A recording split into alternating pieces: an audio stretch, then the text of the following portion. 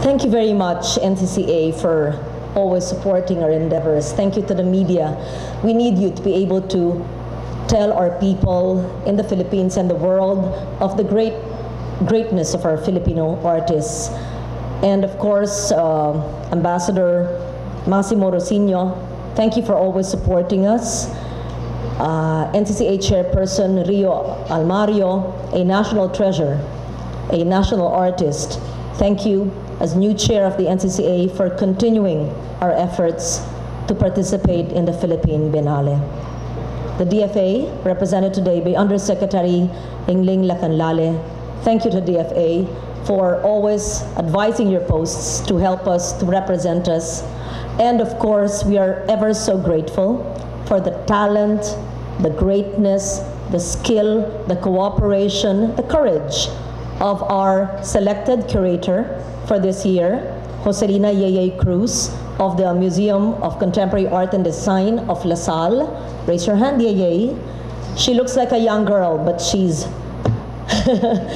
And we are so fortunate to have a Filipina who has lived in Canada and continues to live in Normandy in France, but happens to be in the Philippines for a show, an exhibit ongoing in the fort, which should probably talk about later. And so with such limited time, we were able to fix our schedules in between Senate sessions and really set today because she's here and will not be here for a long time. So we're very fortunate to have one of the most gifted Filipinos of our time and the participating artist in the Spectre of Comparison, Miss Lani Maestro.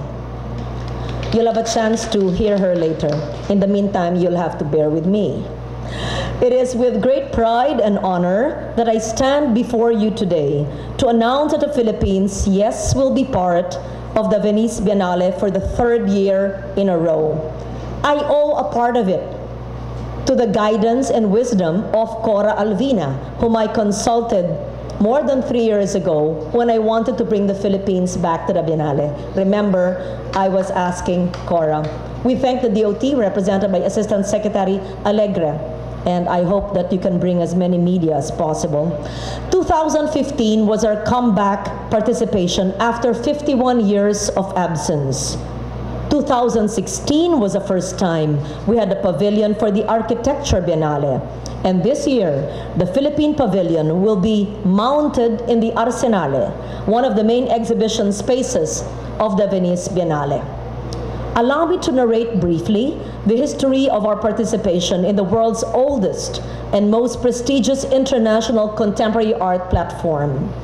In 1964, long before we were all born, the Philippines first participated in the Venice Art Biennale through the efforts of the Art Association of the Philippines, featuring the works of Jose Hoya, our national artist, painter and multimedia artist, Napoleon Abueva, sculptor, both of whom are national artists. Then followed a very long hiatus, which is 51 years to be exact, even as we have a wealth of very talented artists. And to my mind, as a government leader and lawmaker, and as a Filipino, I felt it was a great injustice not to have the Philippines represented in the Olympics of the contemporary art world, which is the Venice Biennale. And so it only had to take one question to start the journey towards our long overdue return. And I asked the agencies of government in a Senate hearing some time back, why is the Philippines not in the Venice Biennale? As I walked the streets of Venice many years ago, I saw Maldives. I saw small countries of less than 1 million people, but a country with 100 million population, with great minds and leaders and artists, was not present conspicuously. I started thinking and dreaming and doing. It was a question I raised in 2013 on the budget of the cultural agencies and the Department of Foreign Affairs. The answer, however, was not due to a lack of knowledge about the event, but more of how do we get things going and how do we start? Who will support us? Where do we get the funds? And where will the resources come from? The first challenge, of course, as always, is funding. It was difficult because that was the year when Haiyan or Yolanda struck on November 8th. The government had to be very careful and scrupulous with the limited resources, with the use of funding. And at the time, leaders felt that it wasn't the right place and time to fund our participation in the Biennale. In fact, there was a Milan exhibition for the expo, and we were absent then. But had I known about that, I would have put funding there. But I felt, on the contrary, that investing in art and culture was important, especially because of Yolanda. So it was really perceived to be an investment in our people, our humanity, our spirit. Eventually, we gained funding support. The promised funding from the Office of the President never came. A press conference at the Peninsula Hotel never came. Announcements to the media were made, but we had to retract it. And so I was back alone in my Senate office with my staff thinking, what do I do with my 1 year's work when all support was withdrawn? It's a long story, which I'll probably tell you later, but eventually, the National Commission on Culture and the Arts, the DFA, and the office, my office, created what we now call as the PAVB, the Philippine Arts in Venice Biennale, PAVB, Coordinating Committee, of just 2 or 3 people to carry out the gargantuan task of the preparations for the Philippine participation.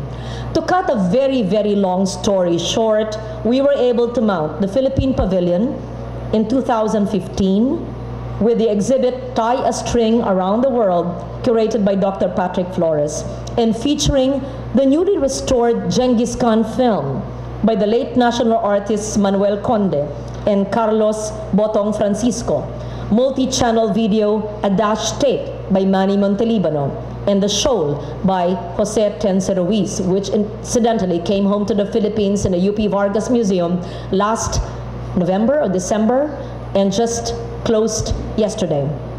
In 2016, the Philippine Pavilion presented Mohon, Traces of an Adolescent City, in its inaugural participation in the Venice Architecture Biennale. It was the first time that the Philippines was participating.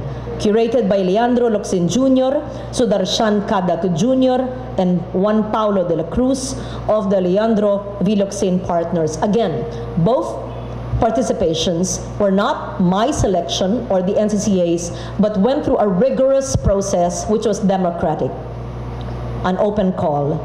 Both the 2015 and 2016 pavilions were mounted in the 18th century building, the Palazzo Mora. As art is continuously evolving and we want to further promote Philippine art, we aim to have a place among other national pavilions. And this year, we feature the works of Lani Maestro and Manuel Ocampo through the Spectre of Comparison, curated by Joselina Yeye Cruz. The Philippine Pavilion will be located in Arsenale, the historic exhibition space of the Venice Biennale art platform. I was dreaming in 2013 when I walked the streets of Venice and entered the Arsenale. Of course, we were housed in the 18th century Palazzo. It was far away, and I dreamt, when can we make it to the Arsenale? Ambassador, you are correct when you said earlier in Cherio's room, when you think about it and you say it, you do it. Yes, I will never take no for an answer.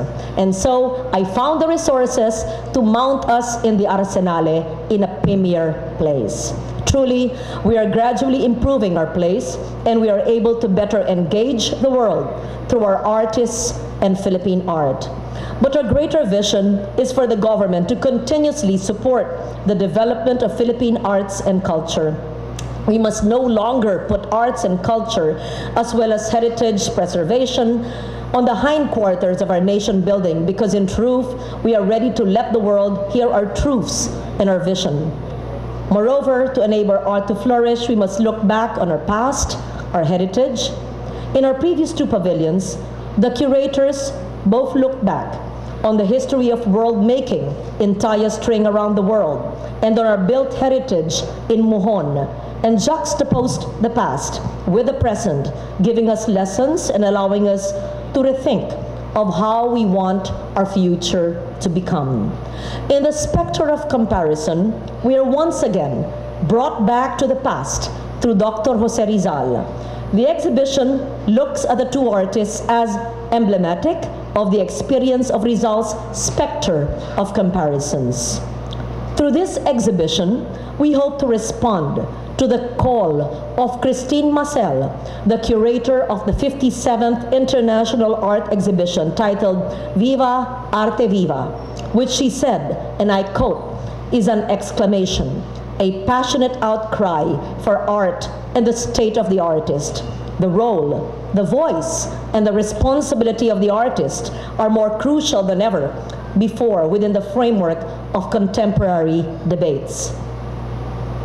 In closing, I wish to thank the NCCA, the DFA, the DOT, my very lean and overworked, harassed staff, and the PAVB. Yes, it is not the job of a lawmaker or the Committee on Finance to do this. I told the ambassador, it is my hobby. And so, thank you for helping me realize my vision for Philippine art and culture. I thank all of you for being here.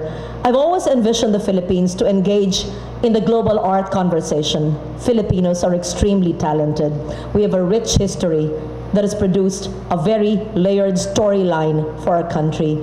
Our successful return to the Venice Biennale, even after a long absence, is proof that we have always had our place in the world and never lost it. We only have to be brave enough to voice it. I am humbled by the presence of our great curator, Yeye Cruz, who has become a dear friend. And now I've found a new friend, Lani Maestro. So let us engage and listen to the discussion of our main event for today, to hear the curator and to hear one of the two participating artists, because the other artist is now in Europe, but you will see him through his works in the Venice Biennale, which will return to the Philippines just like we did tie a string around the world. So thank you for being here. I hope the media keeps on writing and writing about it until the Filipino nation is engaged in the talent of our Filipino artists. Thank you.